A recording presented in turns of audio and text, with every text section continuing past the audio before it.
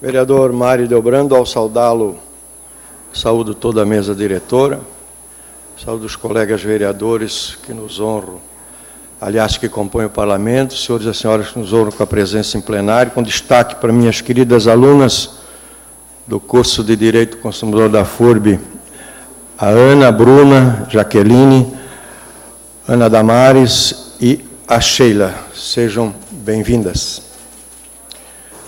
Saudação especial para o senhor e a senhora que nos acompanham em seus lares. Na linha do discurso do vereador Jefferson Fortes, sem entrar no mérito da justiça ou não do julgamento, mas que foi uma peça teatral que envergonhou a nação, isso o vereador Jefferson não há a menor dúvida. Uma vergonha, né? E aquilo que Vossa Excelência colocou aqui, imagine ser visto pelo mundo sem saber que aquilo tratava-se de um parlamento. Vai imaginar que é um circo. E um circo, né, de qualidade duvidosa.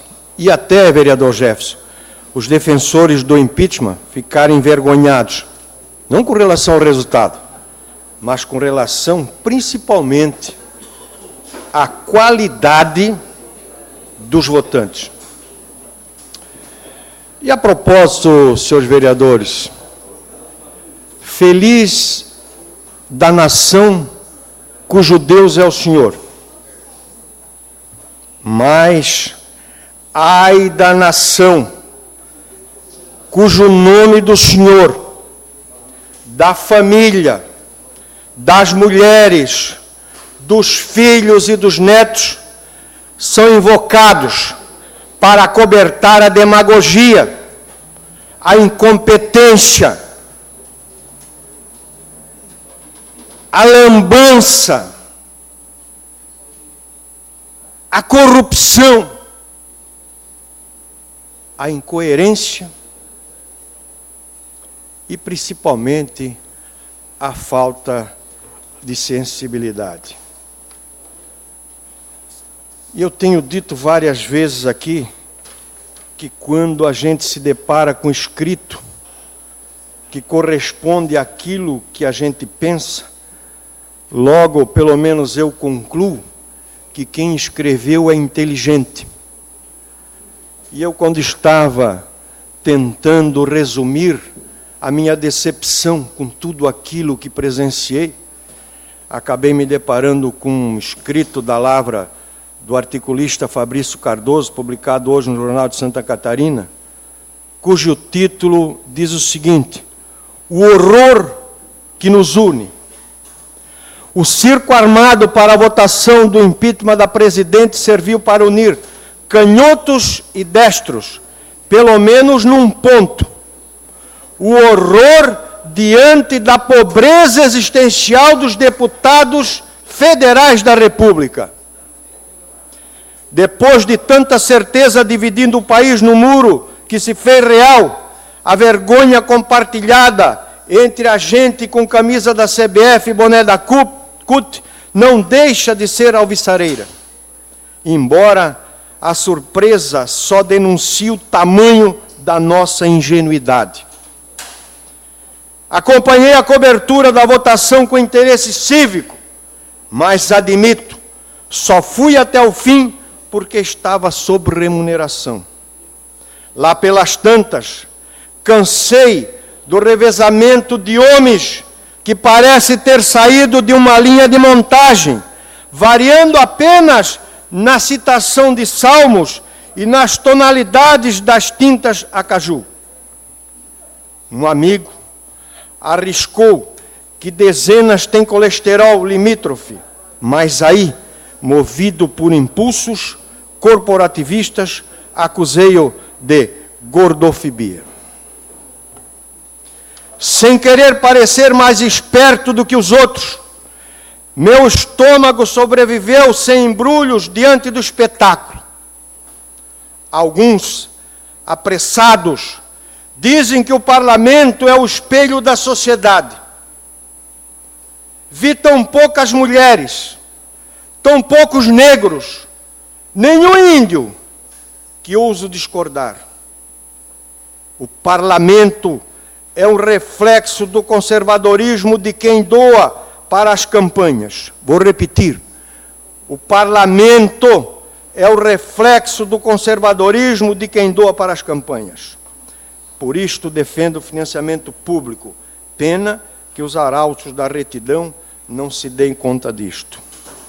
Bem, meu espetáculo de horror particular começou ao fim do domingo, início da madrugada de segunda-feira, passando os olhos pelo discurso dos vencedores nas redes sociais.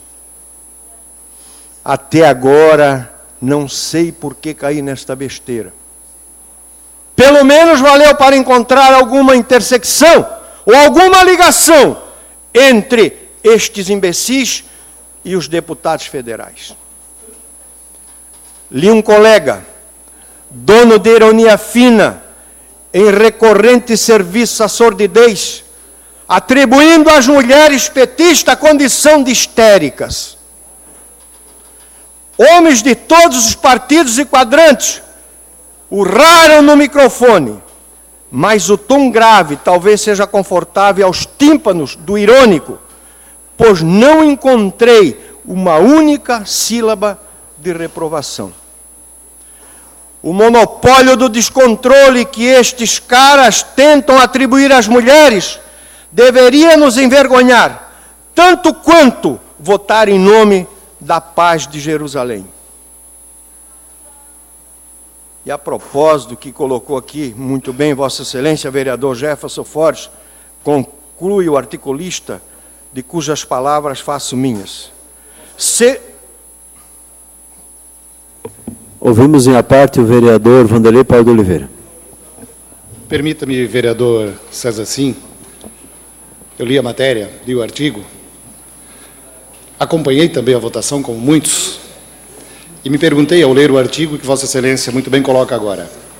Eu não vi nenhum deputado informando ao povo brasileiro de que o que estava em julgamento era o pagamento, o repasse de recursos para a agricultura brasileira, o repasse de recursos para a construção de habitações, o repasse de recursos para a manutenção do programa Minha Casa, ou melhor, o programa Bolsa Família, inclusive que Blumenau recebeu no ano passado mais de 2 milhões de reais. Então, são situações que eu também não vi nenhum deputado, ou se passou algum deputado fazendo esse esclarecimento ao povo brasileiro. O que eu vi lá, na verdade, foi um monte de berreiro. Mais parabéns a Vossa Excelência pelo pronunciamento. Obrigado, vereador Vanderlei de Oliveira.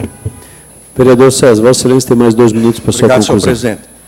Mas, encerrando e amarrando a crítica de alguns parlamentares às mulheres, e voltando aqui a amarrar esse assunto com o que bem colocou aqui o vereador Jefferson Fortes, diz o articulista, seria coerente, não fosse a indiferença com os homens, se derramando de amores por esposas, filhos e netos, enquanto movimentam, vereador Jefferson, o maior mercado de prostituição de luxo do Brasil, às vezes até no banheiro do Congresso. Encerro, senhores vereadores, também trazendo à tribuna o resumo da ideia, que é o resumo dos homens de bem, do articulista Moacir Pereira, também no Jornal de Santa Catarina. A sessão de votação do processo de impeachment foi uma tristeza. Discursos furados, intervenções descabidas, homenagens despropositadas, falta de disciplina, cenas patéticas e de desrespeito ao parlamento. Deu de tudo. Imagens que, transmitidas pelas principais redes de TV do Brasil, deve ter provocado mais desencanto do eleitorado. E do ponto de vista pedagógico, péssimo exemplo para as novas gerações. Muito obrigado, senhor presidente.